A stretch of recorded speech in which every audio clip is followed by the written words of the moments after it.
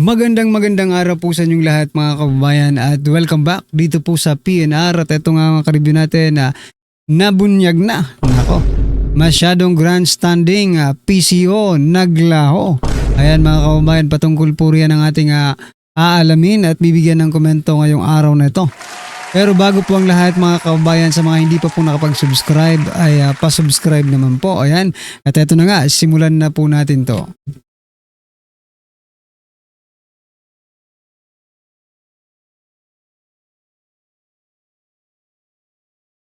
Ito ang balita ngayon, trending at pinag-uusapan ngayon sa mundo ng social media. Ang di umano'y balitang Senate Blue Ribbon Committee Chairman Senator Rodante Marcoleta at Senator Raffy Tulfo tila nagkainitan sa ikinasang pagdinig ng Senado tungkol sa kontrobersyal at maanumalyang flood control projects na binusisi ng Senado sa pangunguna ni Senator Marcoleta. Pero bago ang lahat, kung bago ka pa lamang sa aming channel, please huwag kalimutang mag-like, subscribe at click ang notification bell para mas maging updated ka pa lalo sa lahat pa ng bagong video na i-upload namin. At eto na nga mga kababayan, kapag pikon, talo, Tulfo, puminit sa hearing, hinamon si Marcoleta na maging patas. Nagpakita ng inis si Senator Raffy Tulfo sa pagdinig ng Senate Blue Ribbon Committee. Ayon sa kanya, sobra-sobra na ang oras ng ilang senador sa kanilang pagtatanong. Pinuna niya si Committee Chairman Senator Rodante Marcoleta dahil tila pinapayagan ang mahabang interpelasyon. Giit ni Tulfo, dapat pare-pareho ang oras para sa lahat ng miyembro ng committee. Naging tensyonado ang pagdinig matapos igiit ni Tulfo ang patas na pagtrato sa bawat senador. Samantala, nagpatuloy naman ang hearing sa kabila ng sagutan ng dalawang senador. Komento pa ng taong bayan sa mundo ng social media. Klarong-klaro naman po na may hinahabol na oras nung time na binigyan ka ng limited na tanong or talagang di lang makaget over si Mr. Tulfo nung last hearing. Akala kasi niya napahiya siya nun. Pero kung iyakin ka, di po nababagay dyan. It's very clear na may hinanakit ka din kay Marcoleta kasi tinira niya utol mong si Bene. Paano naman tinira niya din si Marcoleta sa show niya. Pasikat effect, pwede namang sabihin mo yan ng personal kay Marcoleta. Bakit dyan ka pa mismong hearing? Ilalo mo lang pinapagulo. Imbis na matukoy at makulong na yung mga kawatan na yan. Ikaw talaga Tulfo, gusto mo ikaw bida palagi. Kita mo ikaw nagpatagal ng oras nyo. Sayang ang oras. Sa susunod, i-request mo na unahin ka at bigyan ka ng isang oras para masabi mo lahat ng gusto mong sabihin nang hindi ka nagagalit. Pambihira. Ano na Tulfo? Di mo kaya no? Magaling lang kayo sa may pakinabangan tulad ng PCSO issue. Bigla kayong naglaho. Ngayon, wala ka nang mapakitang gilas dahil alam ng taong bayan kung paano ka maglaro. Correct. Nagpapakita na ng baho itong si Tulfo. Ayaw niyang gisahin ng mga sangkot sa korupsyon. Baka malaki ang natatanggap nito dahil nakakabingi ang katahimikan niya sa korupsyon ngayon. Pero sa iba, nako, masyadong maingay. Ang sabi-sabi, bayaran niyang si Tulfo. Tignan mo Sabi-sabi talaga. Noon ang ingay sa simula pero sa dulo wala na. End quote. I so move, Mr. Chair. Mr. Chair, Mr. Chair, excuse me. Mr. Chair, because the last time I was here, I was only allowed 2 questions by you. And yet, mga kasamahan ko rito, bilang respeto sa mga kasamahan ko, they were allowed na 1 to sawa. Dapat maging fair ka, Mr. Chair. Pag sinabi mong 2 questions, 2 minutes talaga, you have to stick with it. You're not being fair, Mr. Chair. I am fair kasi nandito ka sa... No, kasi nung last time, sabi mo sa akin, 2 questions lamang. Sabi mo 1 question. Sabi ko, tinitipid mo ako, sabi mo 2 questions. And now, pinapayagan mo kahit na ilang questions. Be fair, Mr. Chair. Teka muna, bago tayo magkaroon ng impression na walang fair dito, noon, sinabi ko na in the earliest statement na nag-uumpisa tayo noon at kinakailangan nating mabakate ang plenary at exactly 2:15, kaya tayo nagmadali. Kaya naman sabi ko sa inyo, pasensya na muna. Ngayon, sa dami ng gustong magtanong, kaya binigyan natin ng tigpa 5 minutes ngayon. Kaya lang, I am following a schedule here. Ito pa yung nandito kung wala na si Senator Marcos, tapos ka na. Mr. Chair, Mr. Chairman, Chair, I akala ko made po the ako yung motion, sunod Mr. kay Chairman. Senator I De La have Rosa. a pending motion, Mr. Chair. I second the motion. And Hindi, duly kasi seconded, Mr. tapusin Chair. muna natin yung bitin na ano kasi hindi tayo na para tayo nagpapatintero, Madam Kowa eh. Ang tinatanong napakasimple lang, paano yung inaudit yung ghost? Bago po bayaran ng COA yan, pipirma ang resident auditor. Pati yung area auditor ninyo, meron kayong area. Ayan na naman si Tulfo mga kababayan, no? Parang hindi masyadong affected siya na si Senator Marcoleta, 'di ba? Doon sa kanyang tatawag dito. Pag-stop, 'di ba? Doon sa kanyang sinasabi na Mr. Che, parang ginugulo mo lang yung yung hearing, 'di ba mga kababayan? Well, mga karibin natin, bago po natin yan i-play ulit, no? Bago natin ipagpatuloy si Senator Marcoleta, ito po mga kababayan, kapapasok lang na balita mga karibin natin. Ito, pakita natin. Yan po, si Senator Amy Marcos mga kababayan, may pinakabagong statement. At ito po ang sabi niya. Grabe itong plano pala ng, ito pala ang plano ng administrasyon. Boying ipipilit sa ombudsman para ikulong si BP Sara. Ayon po yan kay Senator Amy Marcos. Ito, pakinggan po natin to mga kababayan. Napakasimple ng mga pangyayari dyan, nagkakagulo sa ombudsman dahil hindi sila nagtagumpay sa PI, mga PI nila. Hindi rin sila umubra sa impeachment, kaya narito na tayo ngayon.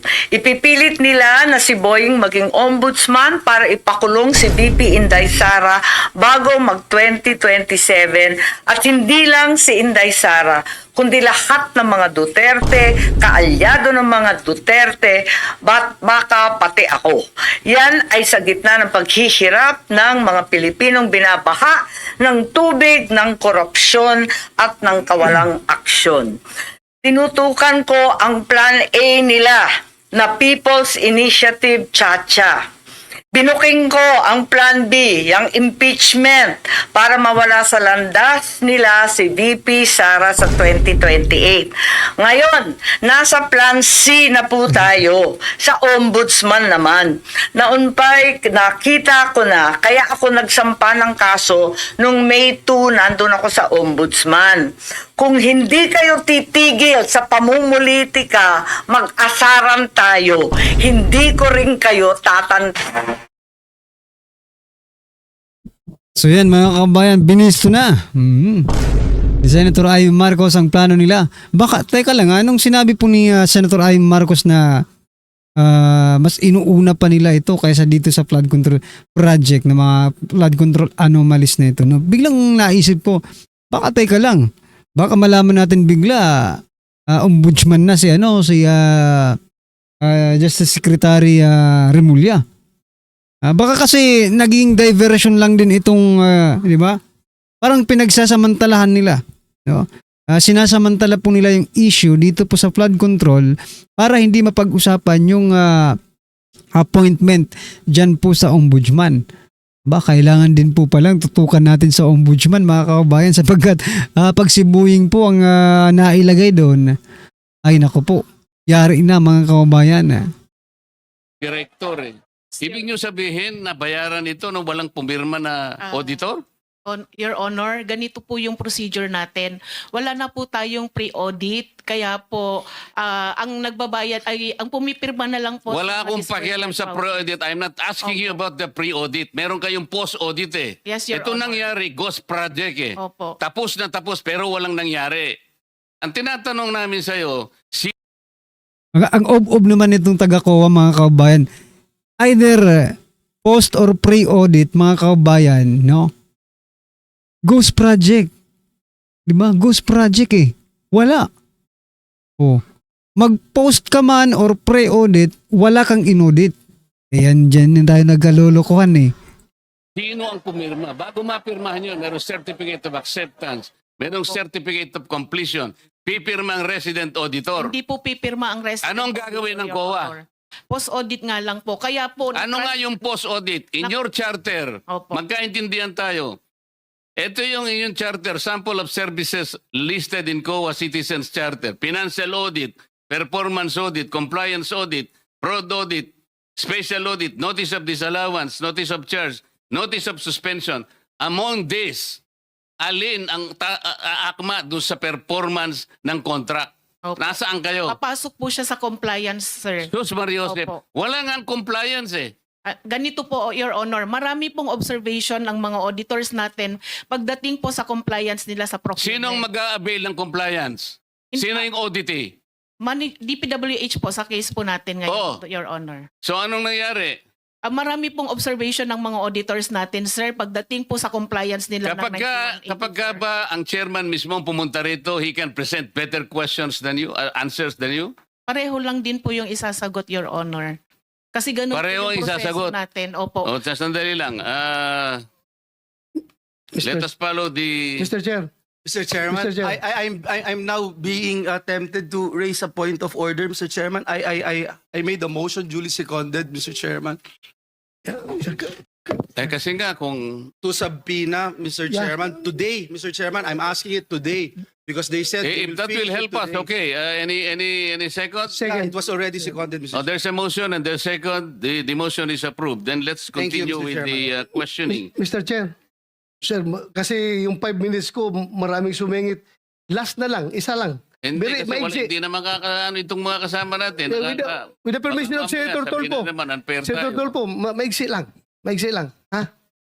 Di ba, Mr. Chair? Kasi ang sabi ng, Mr. Chair, sabi ng kuwa, Teka muna, with the permission of Senator Tulfo. okay lang? Clarification, Mr. Chair. Akala ko po ako yung Oo nga, kasunod kayo na po ang ni susunod. Senator Kaya De La lang, ang Rosa. daming ayaw pang bumitaw. Wala Hindi, tayong hindi. mga- Hindi ho, Maraming naghihintay sasabihin. naman po Last ako. na to, last. Tinatanong ko lang po last. yung sequence. And then Salamat, last, Mr. and then Chair. Senator Risa. Salamat, Mr. Chair. Pagkatapos wala na si Senator Amy, Senator Rapi. Yeah. Sandali lang, ikaw na muna. Thank you, Mr. Chair. Mr. Chairman, considering that this representation is part of the leadership, Okay. Yeah, priority, we find priority, out, Mr. priority. Chairman, Okay. the list of Last question, then Senator Risa. Wala na si Senator Marcos, Senator Joel, Senator Rapi, Senator Robin, magkano ka? Senator Robin. And then Senator Mark. Okay, in that order. Thank you, Mr. Chair. Proceed, sir, proceed. Ma'am Kuwa, sabi mo kanina, kaya hindi pa kayo nakapag-file ng kaso dahil itong mga ghost projects na ito ay 2025 nangyayari. Am I correct? At you need time para... Sir, for Makapagpile ka. clarification, isa po doon sa mga ghost projects na na-mention, sir, ay 2025. Pero sa iba po, hindi ko po masigurado kung anong taon. Okay, ganito. According to COA Annual Audit Report 2023, 2023 ito, it was observed that various infrastructure projects with aggregate cost of 5.716 billion were declared as 100% complete. On the report on publicized government programs, projects, and activities, and project status monitoring reports of DPWH implementing offices despite the deficiencies or defects noted upon actual inspection and validation thereof. Ibig sabihin po, sa regular annual audit ng COA, nakikita na ang mga mali-maling report ng District Engineering Office ng DPWH. So itong mga 2023 na mga problema, wala pa kayo napailan ng kaso nito? Your Honor, yung iba po dyan kasi, kinorek na nung contractor yung mga noted deficiencies. Yung iba naman po, nagbayad na po yung mga persons liable. At doon sa mga nakorek, kahit nakorek po, meron din pong mga pinataw or nakolektang liquidated damages po. So, meaning wala talaga nakasuhan kasi naayos nila. Naayos nila ito lahat. Kasi 5.716 billion pesos na projects. Sabi maraming deficiencies. Tapos Po yung wala total- nakasuhan. Yan po yung total contract cost, Your Honor, yung 5.7. Yes. Hindi, Yes. Opo. hindi sinagot yung question, no? Kung may nakasuhan ba. Mamaya baka masagutin, no? So wala nakasuhan ito. Itatanong ko po kasi, Your Honor, consolidation po yan sa lahat ng regional and district engineering offices. Yes, I hope, ma'am. Opo. That's your Opo. mandate. That's your mandate. Kukunin po namin sa mga regional auditors Yeah, po gawin natin po ninyo. kung meron po silang mga pinailan po para po dyan. Salamat. So yun mga kababayan, wala pang klaro kung may nakasuhan ba ang COA, no?